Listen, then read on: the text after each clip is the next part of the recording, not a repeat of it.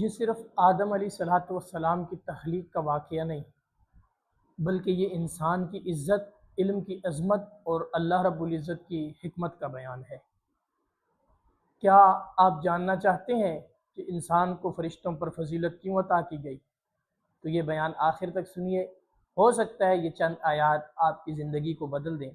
اعوذ باللہ من الشیطان الرجیم، بسم اللہ الرحمن الرحیم۔ وَإِذْ قَالَ رَبُّكَ لِلْمَلَائِكَةِ إِنِّي جَاعِلٌ فِي الْأَرْضِ خلیفہ، جب کہا تیرے رب نے فرشتوں سے کہ میں زمین میں اپنا نائب بنانے والا ہوں، خلیفہ بنانے والا ہوں۔ قالوا أتجعل فيها من يفسد فيها، تو فرشتوں نے کہا کہ کیا آپ اس زمین میں وہ بنائیں گے جو اس زمین میں فساد کرے گا، وَيَسْفِكُ الدِّمَاءَ اور خون بہائے گا، وَنَحْنُ نُسَبِّحُ بِحَمْدِكَ وَنُقَدِّسُ لَكَ، اور ہم آپ کی تسبیح اور پاکی بیان کرتے ہیں اور آپ کی تقدیس کو بیان کرتے ہیں۔ قال انی اعلم ما لا تعلمون، اللہ تعالیٰ نے فرمایا کہ میں جاننے والا ہوں، تم نہیں جانتے، میں جانتا ہوں تم نہیں جانتے۔ وعلم آدم الاسماء کلہا، اور اللہ تعالیٰ نے آدم علیہ السلام کو تمام چیزوں کے نام سکھا دیے۔ ثم عرضهم علی الملائکہ، پھر ان کو پیش کیا فرشتوں پر۔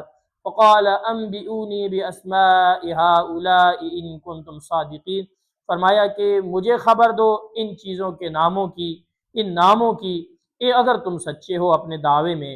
قالوا سبحانک لا علم لنا الا ما علمتنا، وہ کہنے لگے اے اللہ تو پاک ہے اور نہیں ہے ہمیں علم مگر وہی جو تو نے ہمیں سکھایا۔ انک انت العلیم الحکیم، بے شک تو ہی جاننے والا حکمت والا ہے۔ قال یا آدم انبئہم باسمائہم، فرمایا اے آدم خبر دیجئے ان کو ان چیزوں کے ناموں کی۔ فلما انبأہم باسمائہم، جب خبر دے دی آدم علیہ السلام نے ان کے ناموں کی۔ قال الم اقل لکم انی اعلم غیب السماوات والارض، تو اللہ نے فرمایا کہ کیا میں تمہیں نہیں کہتا تھا کہ میں جاننے والا ہوں آسمانوں اور زمین کے غیب کو، وَأَعْلَمُ مَا تُبْدُونَ وَمَا كُنْتُمْ تَكْتُمُونَ، اور میں جانتا ہوں اس چیز کو جسے تم ظاہر کرتے ہو اور جو تم چھپاتے ہو۔ یہاں پہ گویا کہ آدم علیہ السلام کی تخلیق اور تخلیف کا قصہ جو ہے اس کا ذکر کیا جا رہا ہے۔ بالفاظ دیگر یوں کہیں کہ نعمت جسمانی کے بعد نعمت روحانی کا بیان ہے۔ ماقبل میں جسمانی نعمتوں کا ذکر ہے، اب یہاں پر نعمت روحانی کا ذکر ہے۔ اور فرمایا کہ وَإِذْ قَالَ رَبُّكَ لِلْمَلَائِكَةِ إِنِّي جَاعِلٌ فِي الْأَرْضِ خلیفہ، جب آپ کے رب نے فرشتوں سے کہا کہ میں زمین پہ خلیفہ بنانے والا ہوں۔ خلیفہ بمعنی نائب ہے، یعنی اپنے احکام شرعیہ کے نفاذ اور اجراء کی خدمت جو ہے وہ اسی کے سپرد ہوگی۔ تو فرشتوں نے سوال کیا کہ آپ زمین میں وہ بنا رہی ہیں جو زمین میں فساد پھیلائے گا اور خون خرابہ کرے گا، حالانکہ اظہار نیازمندی انہوں نے کیا کہ ہم ہر وقت جو ہے آپ کی تسبیح بھی بیان کرتے ہیں، آپ کی جو ہے تحمید بھی بیان کرتے ہیں اور آپ کی تقدیس بھی بیان کرتے ہیں۔ تو یہ جو سوال تھا، یہ استفسار تھا، یہ عجب کے طور پر نہیں تھا، اور اللہ تعالیٰ نے حاکمانہ جواب دیا انی اعلم ما لا تعلمون، کہ حاکمانہ اجمالی جواب دیا کہ میں جانتا ہوں تم نہیں جانتے۔ پھر اللہ تعالیٰ نے تفصیلی حکیمانہ جواب دینے کے لیے آدم علیہ السلام کو چند چیزوں کے نام جو ہے وہ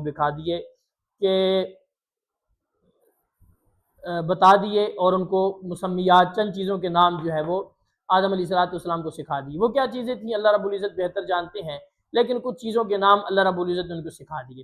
اب اس میں مصلحت کیا ہے کہ جو مصلح ہے، اصلاح کرنے والا ہے، اس کو علم کی ضرورت ہوتی ہے، اس کا عالم ہونا ضروری ہے۔ تو آدم علیہ السلام بطور مصلح بھیجے جا رہے تھے، بطور خلیفہ بھیجے جا رہے تھے، تو ان کو جو ہے علم سکھایا اور چند چیزوں کے نام سکھا کر پھر وہی مسمیات جو ہے آدم علیہ السلام نے ان کو فرشتوں کے سامنے پیش کیا اور فرمایا انبئونی باسماء ہؤلاء، ان کو عاجز کرنے کے لیے اللہ تعالیٰ نے فرمایا کہ ان چیزوں کے نام مجھے بتاؤ اگر تم سچے ہو، تو کہ تم خلافت کے زیادہ حقدار ہو، آدم علیہ السلام حقدار نہیں ہے، تم سچ بتاؤ۔ تو فرشتوں نے عجز کا اعتراف کیا اور کہا کہ اللہ ہمیں تو نہیں پتا، ہم تو نہیں جانتے، مگر وہی جو آپ نے ہمیں علم سکھایا تو آپ ہی جاننے والے اور حکمت والے ہیں۔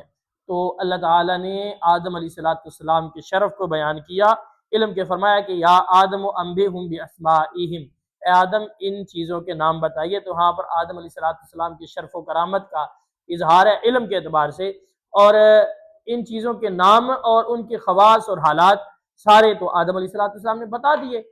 تو پھر اللہ رب العزت نے استفہامی تقریری کیا اور فرمایا کہ انی عالم غیب السماوات والارض، کہ میں تمہیں نہیں کہتا تھا کہ میں جانتا ہوں زمین و آسمان کا جو غیب ہے، اور میں جانتا ہوں جو تم ظاہر کرتے ہو اور جو تم چھپاتے ہو، وہ دونوں جو ہے میں جانتا ہوں۔ تو یہاں پر قصہ تخلیق آدم آدھا جو ہے، یہاں پر آدم علیہ السلام کا جو گویا کہ خلاصہ یہ ہے کہ آدم علیہ السلام کا شرف بنی نوع انسانیت کا جو بیان کیا وہ علم کے اعتبار سے، کہ علم والوں کی جو ہے شرافت ہوتی ہے، علم والوں کی کرامت ہوتی ہے، علم والوں کی افضلیت اور عظمت ہوتی ہے۔ دوسرا اللہ تبارک و تعالیٰ کی حکمت کو بیان کیا گیا، اللہ تعالیٰ کے ہر کام میں حکمت ہوتی ہے اور وہ اپنی حکمتوں کو خود ہی جانتا ہے۔ اللہ رب العزت سے دعا ہے دین متین کی سمجھ اور اس پر عمل پیرا ہونے کی توفیق عطا فرمائے۔